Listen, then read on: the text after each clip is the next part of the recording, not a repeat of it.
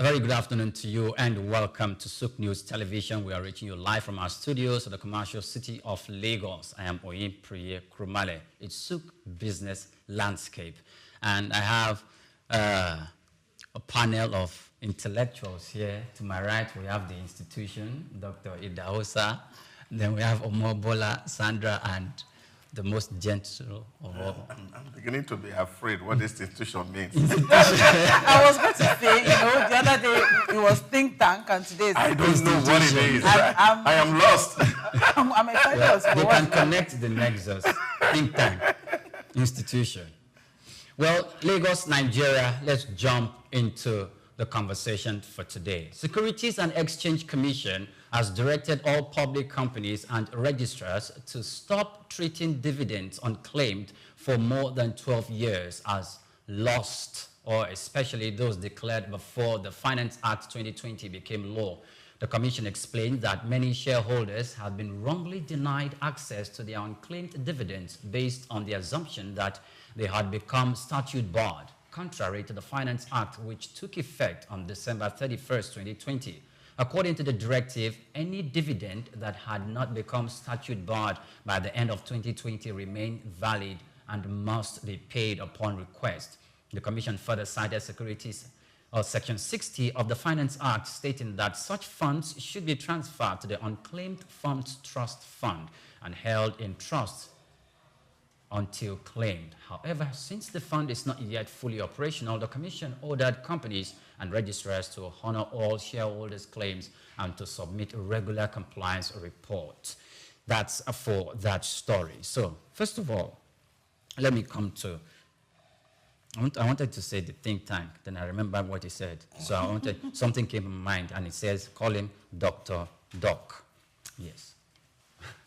Welcome once again to the program. My pleasure. Look at this specific story.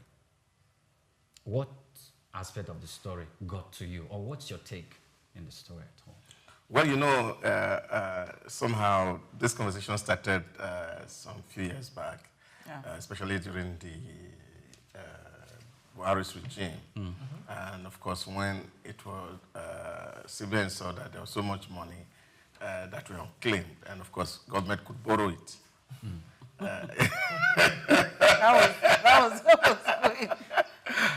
So we could borrow the money and spend on behalf of their owners, and so the Finance Act. That was the Finance Act 2020. So the Finance Act came into being, which says, okay, well, this money,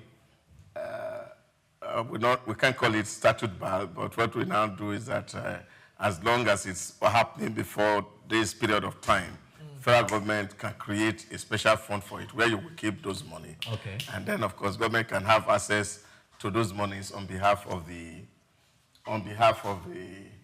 shareholders who own those dividends. And I think it was quite a smart move by government to see how to actually look for some free money somewhere to quickly spend. And I think it's not free. It's not free money, though. It looks free because if people have money, that money, and that money is not claimed for 12 years, it tells you that's free money because you're not really don't need it. Yeah, somehow. But really, but I don't think that's actually the case. But I think it's the case of poor enlightenment. A lot of people don't even know they have the stock. Because people have not been sufficiently informed or enlightened about how stock holds. I work in a company or I work in a bank and we are selling stock. I go to my aunt and say, well, this thing works. I want you to buy it. And the woman says, okay, no problem. He puts the money and forgets about it. Can't even remember that he has something. Because it's not an intentional investor. Times where, especially around the 2000 to 2008, before the financial meltdown, everybody was raising IPO. So staffs of companies, like a way of asking money, and so your friend has some money and say, come and put it in our business. So they don't understand how it works. And of course, the man who is selling the offer can't tell this person, you see, at every time at the end of the year, you are going to be receiving some money, and the person does not know the process of receiving the money. So you have a lot of people who have holdings and they really don't know whether dividends are supposed to be coming from it. And some of them is lost records. And so these are the money that are stuck somewhere, but they really would know. I remember I was telling somebody, my wife, my friend was selling a particular stock, and I said, please patronize her, and he said, okay, she did. So after like 3 or 4 months, the stock went down, and the value was almost zero. So anytime I see stock in the house, I like, no criminal has entered into the house. So, but we get to that point of conversation where I was monitoring the stock, but she has forgotten completely. So when the stock started to appreciate and was now able to get the value, now I needed to redeem my trust and image in the house. So I told her, and I said, look, I think you have some money somewhere.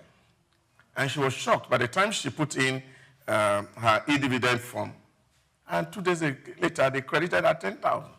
And she was so excited and happy. Now she's willing to buy. You see, because there are a whole lot of people, unintentional buyers, who bought or actually invested in some stock, but they don't know that thing is there at all. They don't even know what is happening because they are not people who are buying by intention. So we have a lot of them. I think it was about 2-3 weeks ago, a bank published about 8 pages of a newspaper of list of people who have not claimed dividend. Okay, so government saw this money, and they quickly have to put a lot together to see how to have access to this money. As a company, you cannot say that this is enter into bad debt. So we have to find a way to recover this money from the companies, and then, of course, the government can have access to it. Okay, so, Madam Omobola, your perspective. Well, I mean, I totally go with what Doctor said. The truth of the matter is a lot of people do not really understand the markets, actually. And most of them, say, for example, I think it was last year, or was it early this year, GT was, selling stocks, and it was everywhere. And some people just looked at it, oh, okay, I mean, if I just put 2,000, I put just 3,000, I buy a few shares, and I'm fine, and I move, and all of that. But then I want to ask, though, what are the brokers, what are they doing, actually? These registrars as well, what are they doing? The doctor mentioned that a financial institution recently had to put out, CEO, you have access to this.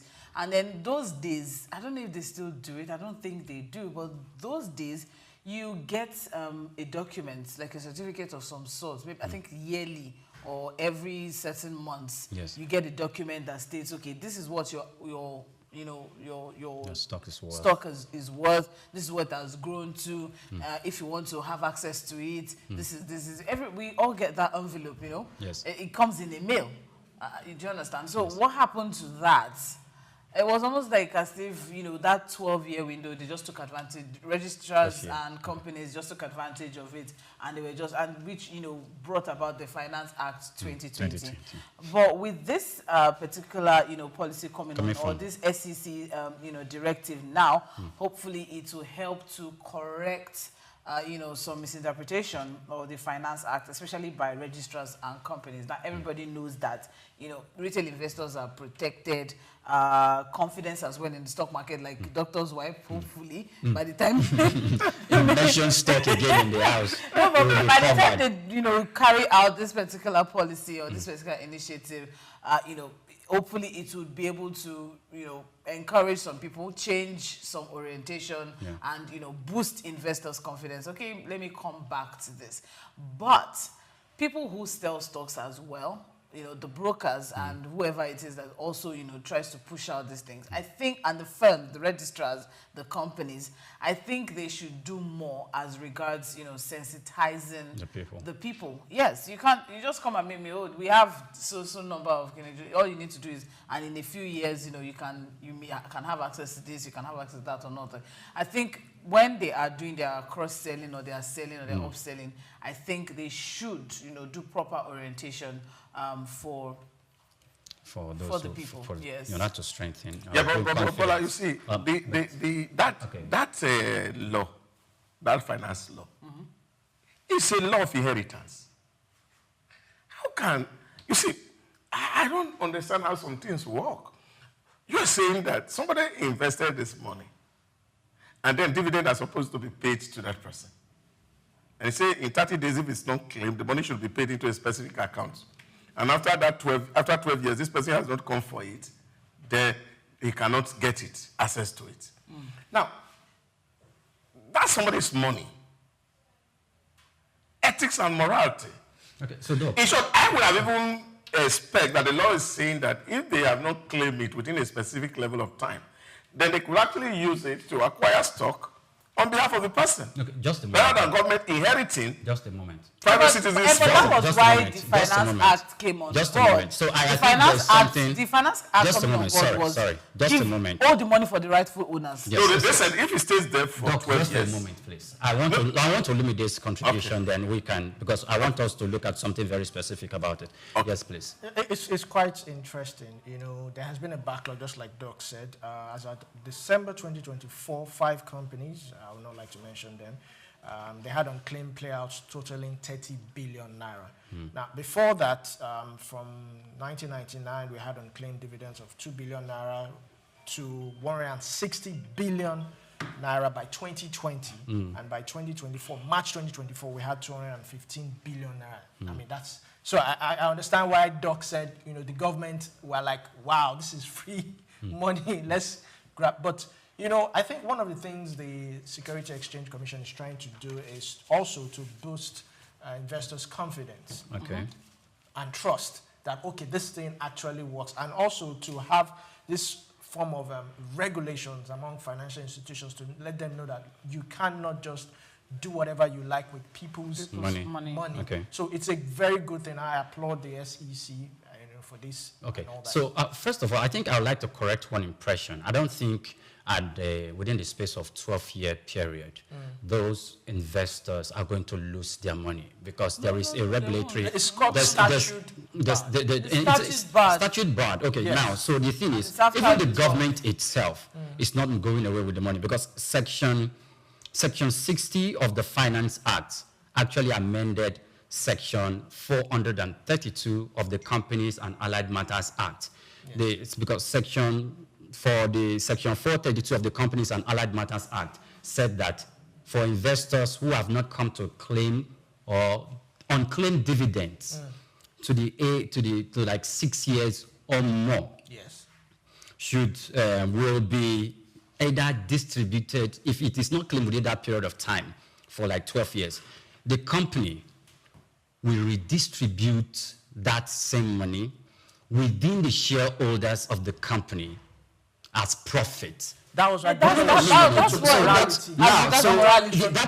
It's somebody's money.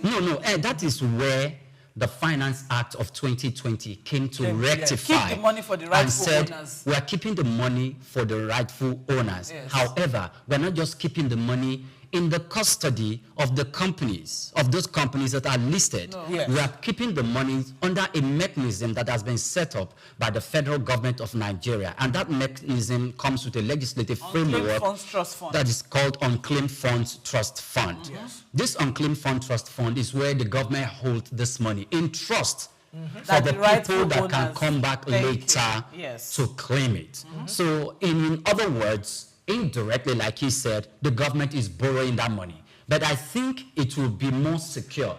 That money will be more secured in the hands of the government than in the hand of the company who claim that this money is, unclaimed dividend. No, it is. I think it's more secured in the hand of the government. The reason, I think it's more because if you can trust treasury bills and bonds and all of that. Thank you very much, because that's where I wanted to go, because it is more secured in the hands of the government. Yeah. So, and not only that, the same legislative framework, also the Finance Act 2020 requires deposit money banks to transfer all unclaimed balances in dormant accounts outstanding for at least 6 years or more to the Unclaimed Funds Trust Fund and other public listed companies from the Nigerian Stock Exchange and deposit money banks. They are equally to send it to the Debt Management Office. So deposit money banks from time, I know of one particular bank. I know of a few actually, not just one. All right, from time they have units in their call centers that are dedicated to just dormant accounts. calling dormant account holders, what's going on? We observe you've not been funding your account, and there's, what's happening and all of that. Kindly visit the nearest branch and, do what is necessary for you to be able to have access to your funds. So I think deposit money banks kind of already have a mechanism, and it's easier because you can just stroll into any branch of the bank. But for this particular one now, it still boils back to doctors' concern, which is people don't have sufficient orientation, sufficient information. And I'm glad the SEC is doing that. How stock markets work, actually. And the Securities and Exchange Commission is doing that. And I think, for me, they're the best persons to give out this information as a regulatory agency. So you want to have the final thought on it before we move to our next one? No, the point I'm making is that CAMA makes it very clear.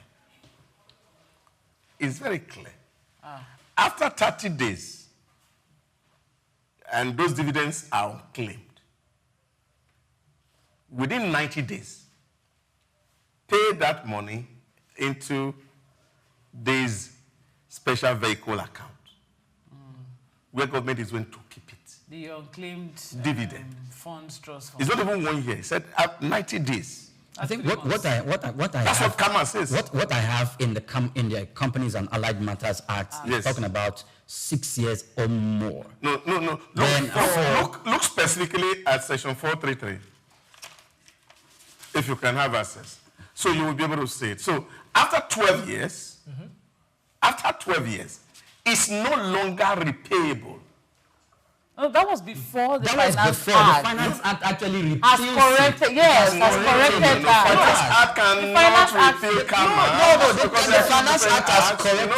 The Finance Act corrected it. It has. That's why the Finance Act existing unclaimed dividends before 2020. The Finance Act has already done that, and that's why. And that's why we are having Finance Act 2020. Finance Act 2020. CAMA is 2020. Yes, because for CAMA 2020, he's telling you for CAMA 2021. I mean, CAMA 2020, December 2020. Yes. There is a specific date, December 2020, as it concerns the CAMA Act. And do remember that the Company and Allied Matters Act is an act that gave birth to the Corporate Affairs Commission as an agency which is responsible for applying and bringing those laws that CAMA has finally expressed. Now, apart from that, the Finance Act that repealed that, in some sense, has a superior position, even more than the CAMA.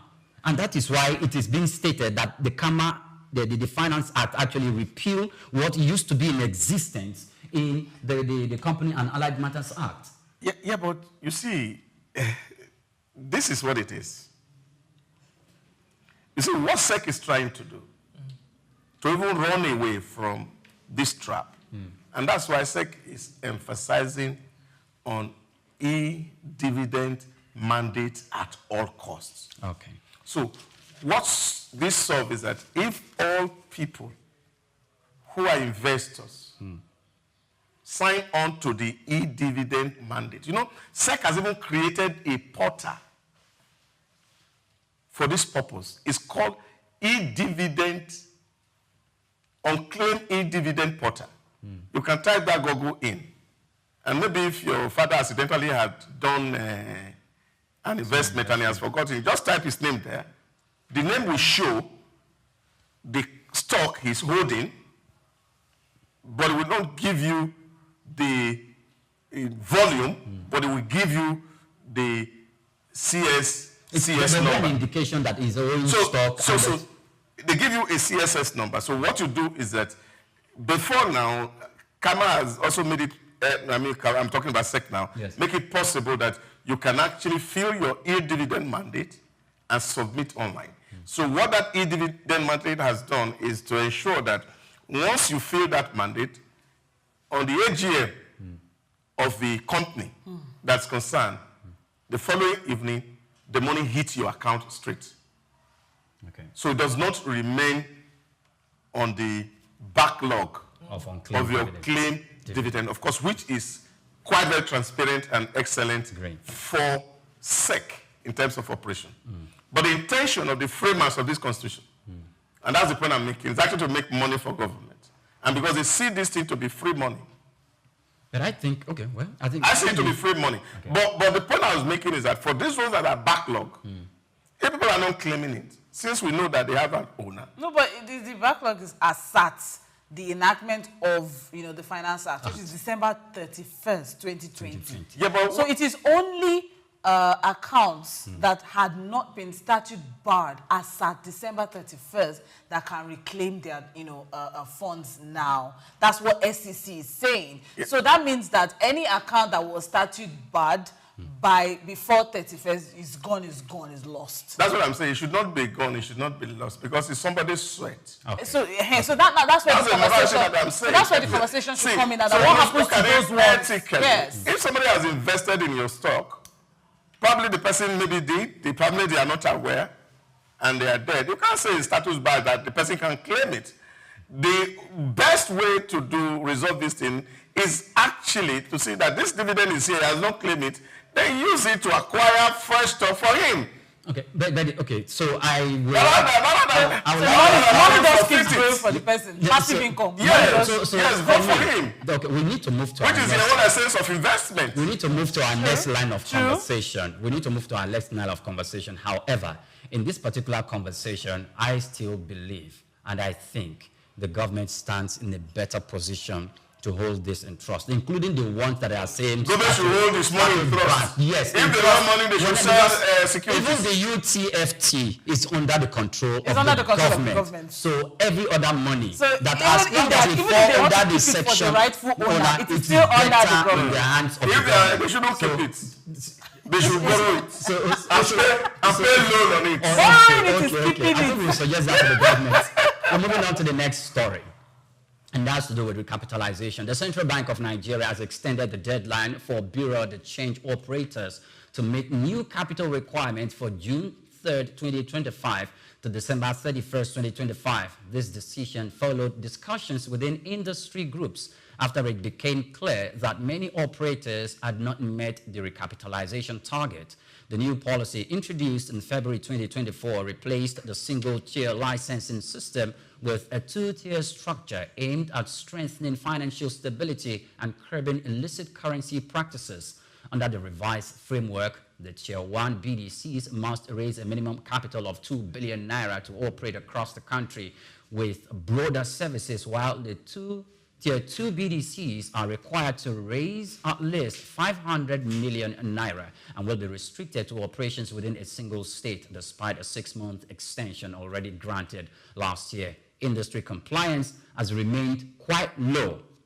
Now, Mr. Aminu Gwadabe, was speaking extensively about that.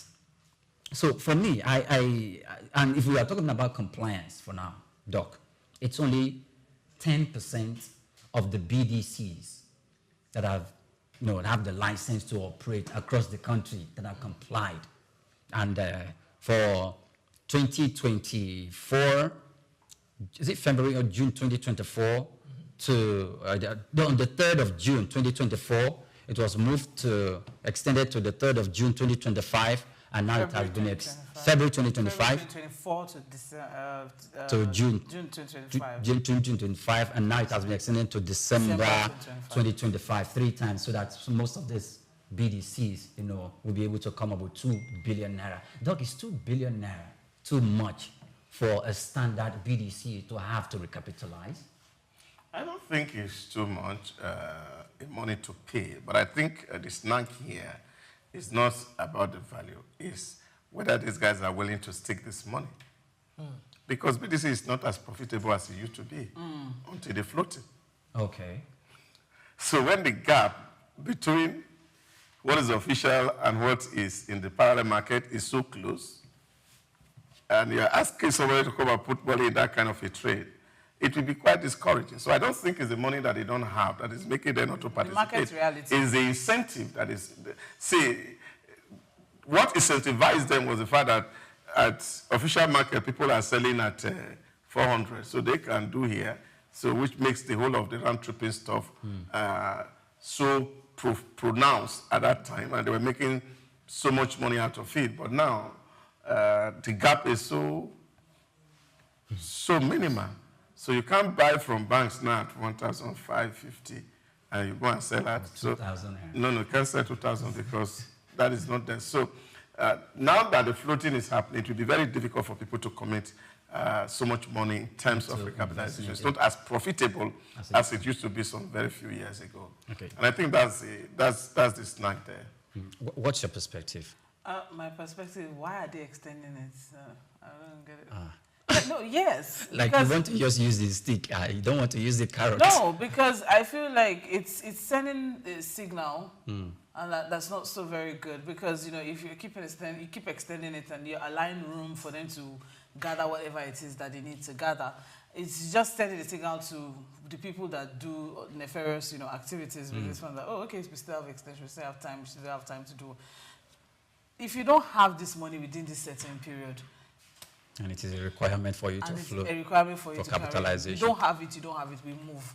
Last year, there was recapitalization for the banks, the DMBs, all right? And it was till 2026. By December last year, some of them had already met. They were moving on with their lives, all right? And the other ones, those that need to merge, those that need to be acquired, those that need to do what they need to do, they're already working on it. And because by 2026, CBN is not going to come and say, oh, we're extending, because I haven't witnessed that. It happens. This is what's going to happen. So I think they should have just, stuck to their guns. Okay. This is the time frame. Do this. If you can't get it, fall out. Yeah, it is unfortunate, though. Just as Doctor said, it's the market reality. It's not going to be easy for, the BDCs. It's not going to be easy, especially at this time now, where even BDCs themselves, if they see the dollars, they'll be very happy. Oh, I see. At this point now. So, but at the same time, it was a tall order. And there's a reason why they made it that much, and they should have just stuck to their guns. Because money launderers and all those people will take advantage of this shaky policy or policy uncertainty, and just do what they need to do. Okay. So, I just also want to say, it may not necessarily be leadership. The hallmark of every leadership is flexibility.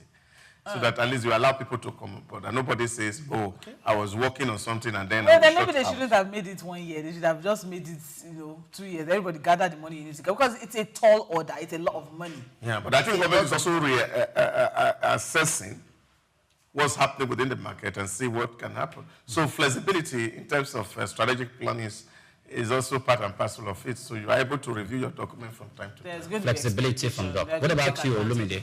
Olumide, what's your... I like to go with what Doctor You want to align with Doctor? Yes. I think, it also signals that the CBN is open to, dialogue or flexibility, with this move. But also, it would also give room for non-compliance because people will just keep feeling that, don't worry, after December, they will extend it and all that. And I think it's also unfair for those who have been able to recapitalize. Thank you. Those who have been able to hustle. Inequality. Yes. Inequality. All right. Okay. So I think, first of all, the reason why the central bank, so if 2 reasons, I think Doc already alluded to them. One of it is to curb the proliferation of BDCs in the country, most of which don't even meet up to the required standard to operate in that bank. So, and the other part is this that I want to ask Doc because I know he has some form of knowledge in that regard. So when we talk about recapitalization, and we're not talking about the conventional banking system now, we're talking about BDC that deal with different form of hard currencies within the country, and we're talking about recapitalization. Of what gain is it to the financial market, to the foreign exchange market, to the forex? Of what is it? Is it to promote market stability or to what exactly? Just to provide a buffer for the system? Yeah, and I don't think it's for the system. It's actually we are looking at this is a money market. People are doing transactions. I'm giving you are collecting. And the truth of the matter is that the risk is high.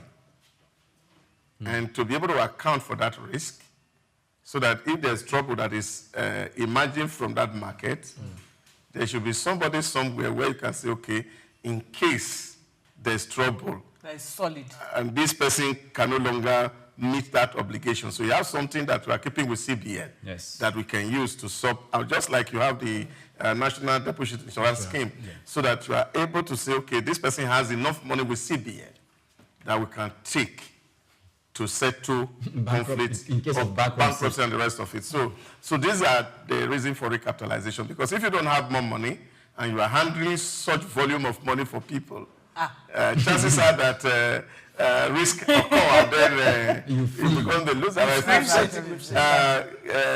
Government is just trying to create decency in the market and stability, and those who are operating it, and we show that they are business people, they have the capacity that even in the face of risk, they are able to still withstand all the shock. Okay, but Bola, Tier 1, they've been given the latitude for nationwide operations, like across the whole country. And I'm looking like, what?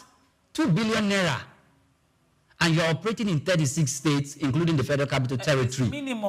Minimum capital. Yes, so minimum. That's not their cap. So I'm just wondering that, but that's too small for a nationwide operation. It's minimum. It's the minimum capital. It's not the cap. So I think they can. It's not a threshold that they have to be on. It's the minimum that they can have. That they can. That you can but have. yet it's 2 billion. More.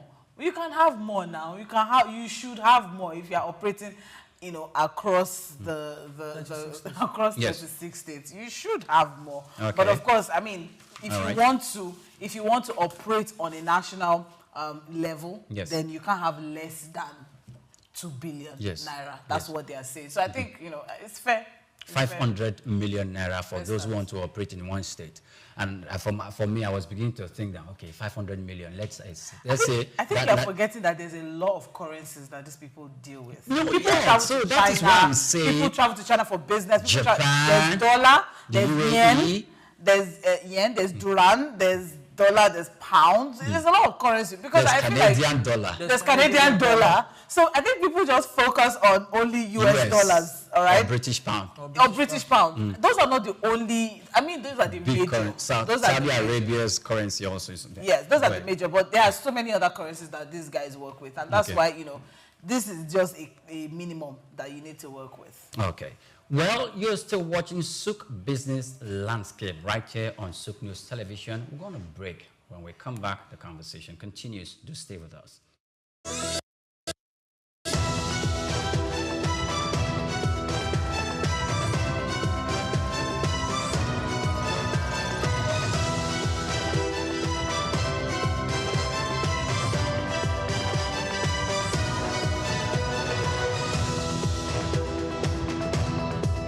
Welcome back. Many thanks for joining us. And now we move to the final story of the day. United States and Chinese officials have agreed on trade framework aimed at easing export controls on rare earth minerals and critical goods after 2 days of talks in London. United States Commerce Secretary Howard Lutnick announced that the deal builds on prior Geneva agreement and would lead to the removal of restrictions on China's exports of rare earths and magnets, while the United States will ease some of its own curbs, including on aviation equipment and semiconductor tools. Both parties will now present the framework to their presidents for approval. China's Vice Commerce Minister Li Qiangang confirmed the agreement in principle. Even an investor and the businesses remain cautious about lasting progress. The framework is seen as a short-term relief. I think you should get that into your mind, and that could prevent deeper disruptions in global supply chains. But does that not yet resolve, or does it yet resolve the long-standing trade disputes or the wider impact of the high tariffs? Doc, you were smiling before I could finish reading that. Why were you smiling? There's a local parable in my village. There are two communities in Benin. One is Ugoneki, one is Enyai. Our people will say that the person who has this does not have that. That's why the doctor in Enyai will not kill the one in Ugoneki, because they should need each other somehow. I understand the happiness and the laughter. Because some weeks ago, everybody was happy and they were excited. Oh, China and US. Back and forth. Yeah. Did you gain when we are in conflict? Yeah, Those are the power, houses, economy in the world. Like I say to people, Those are the major power players. international relations is just the extension of your domestic policy. Yes.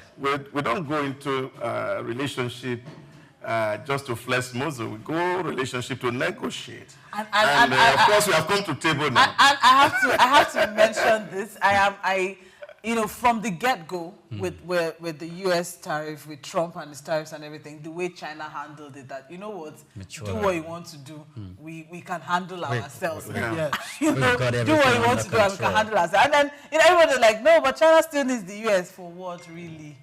To do. China needs US needs China. Yes, international relations. They both need each other.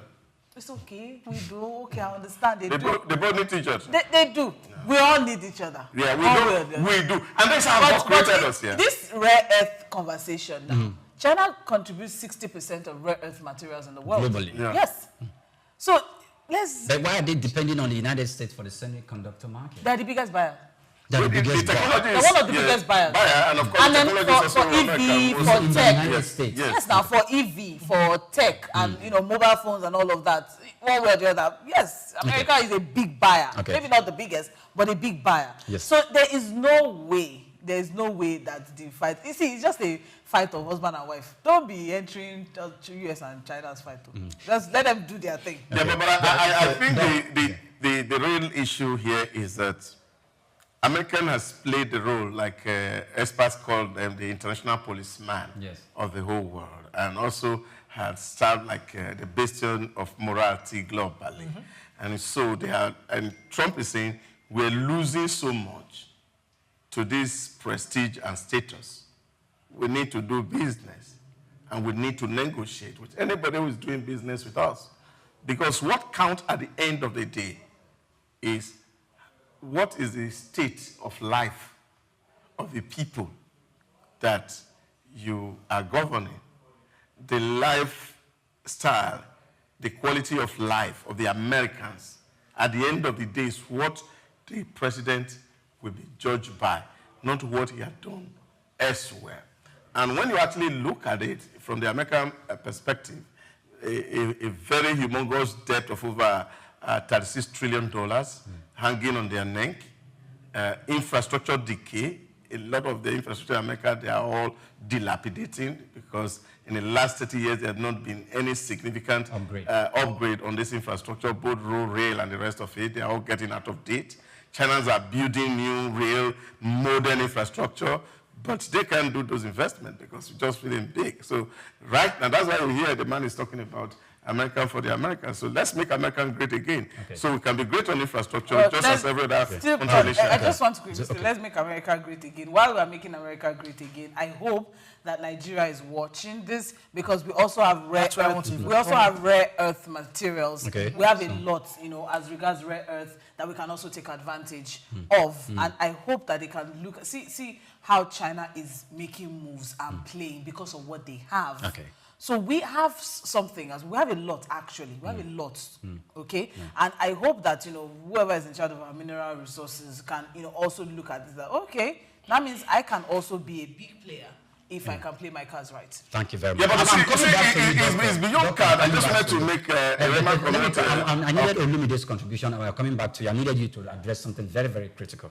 Olumide, your perspective. Yeah, just like Omobola said, I was going to say that this is a wake-up call, not just for Nigeria, but for Africa. African countries. We have a wealth of deposit in our ground. And it's because China believes so much in itself that it has this and this. And, I used to like US, but no. You defected. Yes, China has proven to me that you can actually look at someone very tall and say, no, I would not call the bluff. I will call your bluff. China has always been like that. Yes, but US has always made us to believe that they are world power. They can dictate. They can actually do whatever they like. But this has also is a wake-up call basically for Africans. What can we bring to it? What can we use? What negotiating power do we have? All right. Thank you very much. Now, Doc, this is one part, but I think you briefly touched it earlier on. I'm looking at comparative advantage, absolute advantage. when we mentioned it earlier, that, okay, China has the rare earth. America has the technology to turn it into semiconductor. And China is their market. They will ship it back. So I am wondering, is this different from what we have, the trade relationship that is operating between the third world nations and the first world nations, where our raw materials are what they need there for their factories to stay alive, and after they've got it, we are now the market. What can we do to be in the advantage the way China and America, you know, they're like, hey, I need you, you need me, both of us need each other. Yes. Yeah, but I think that's the point I was just going to make when Omobola was making a submission. Look at it. Most third world countries, we go to the table with empty stomach. And you are hungry, you want to be fed. Remember the Easter story. And that's why I love the book written by Mesa Tabi. Yes, when he talks about buying the future. So every time third world nations go to the table, we are going there, we are hungry. And it's like, if you don't give me now, I'm going to die. And therefore, negotiation always will not skew toward us. That's a problem with us. So, but China had been able to evolve over time. That when you are looking at it, for example, today, whether you are talking militarily, China is almost as sophisticated, though they are not demonstrating them. You can't even know. It's a closed state. Yes, it's a closed state. We saw all the balloons around Taiwan. Yes. That it was possible to close Taiwan in a second. So, you're talking finance, economy. But I think it's still because of global trade and global relations. So that when Nancy Pelosi, you know, they said, don't come, don't go, don't go to Taiwan, go to Taiwan, don't go to Taiwan. I think it was because of that Beijing just decided, okay, let's just leave them to do what they have to do. So you see that they've grown up. Yeah, they have. And they have been able to evolve with time, which is one of the things that we, even as a people, needs to embrace. I was talking earlier in this morning show, Just Africa, and I'm saying, look at us. We put our expectation too high. And that's because we cannot trust our leaders. Because we're trying to make sacrifice. And then they spend like prodigal sons. So people are not willing to contribute. So even when we are asking them, tighten your bed, and say, we have tightened bed. The one we tightened before, we didn't see anything that came out of it. So this is a problem. But you saw under Chairman Mao, China tightened bed for 30 years. And we can see the outcome and the discipline that has come from that environment. And that is why they can stand tall anywhere. China is financing projects in America, in Europe, in Africa, everywhere in the world. Yeah. So which tells that they have grown the muscles. But we in Africa, do we have that kind of muscles? We don't yet. Right. And I think that is where we need very strong leaders. Men I think it's who are disciplined enough It's a leadership issue. to use the little that we have for maximum advantage, so that every time we go to the negotiation table, we are not We are not begging and we are not feeling inferior begging for before the superpowers. Okay. So, your last thoughts, please. Yes, your last thought is last thought, then we round up. Well, last thought, although this may be a short-term, let's not disrupt the global chain of supply and all of that, but for at least for now, it looks good. That's this agreement between the US and China. It looks good for now. So it's something that I think it can allow people to rest easy. But still, Nigeria, other African countries, we have a lot of these rare earth materials, and I think we should just step up. All right. Olumide? Well, I like to end on a positive note. If you look at some of these world powers, it took them a lot of years for them to get it right. So let's allow Nigeria breathe. Yes. And we are evolving. Tomorrow we are celebrating 26 years of uninterrupted democracy. We could have gotten it right if we had the right leadership. Let's not go there. We are evolving. We are still evolving. We will keep on evolving. We just need to get good leaders. Thank you. Okay. That's all right. Thank you. Yeah, but I think beyond good leaders, we also need people who believe in the leader, who are willing to follow. And that's also a very, very important fundamental. Chairman Mao came, you mentioned, and I'll use Chairman Mao. Chairman Mao came forward and he brought some really interesting communist which made people to believe in. And he was also a firm believer in his own rules. He told the line. Same with Lee Kuan Yew, same with so many other leaders that, had to shape the narrative, a new agenda for their country. If we have leaders that are saying, tighten your belt, and they are not tightening their belt, it will be difficult for people to follow.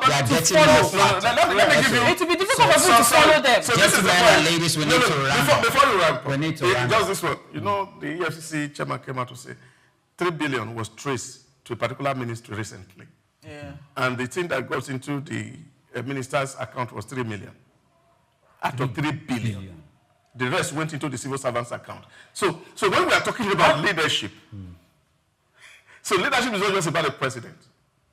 Or political appointment. No. It's not just the president. So we should look beyond the president or the governor. Including people that, So that is why I'm saying, when we have a president, for example, who says, I want to build a $1 trillion economy, the civil servants must be behind him. All right, great. Thank you very much. The president wants to build a $1 trillion economy. The civil servants must be behind him. And what the chief executive needs to do, if the politicians are corrupt and the EFCC and ICPC are chasing after them, I think it will be also be important if the commander-in-chief could give some form of address or mandate the civil service, the ICPC and the EFCC to beam their searchlight on the activities of the civil service, the PAMSED, and other functionaries, within the parastatals, ministries, departments, and agencies. Maybe we could get some of this right. This is where we draw the curtain on the program. My name is Oyinpreye Krumale. It's been a fantastic moment with you. And the most signing out, Olumide will take his turn first. It's been a pleasure. Let's do this again, same time, same station. I am Olumide Sokoya. Okay. Bola. And I'm Omobola Sandra. See you tomorrow for our special for Democracy Day. Okay. Doc. The best form of government is democracy. 26 years going. Let's see what happens tomorrow. Don't change your diet. Just stay with us. Okay, just to reiterate what Doc says, tomorrow we will be having a special Democracy Day broadcast. Please do not miss Just Africa, Democracy Day broadcast, Souq Business Landscape, and all our news belts are staying intact, and we'll promise to do justice to the conversation. Do have yourself a splendid day ahead.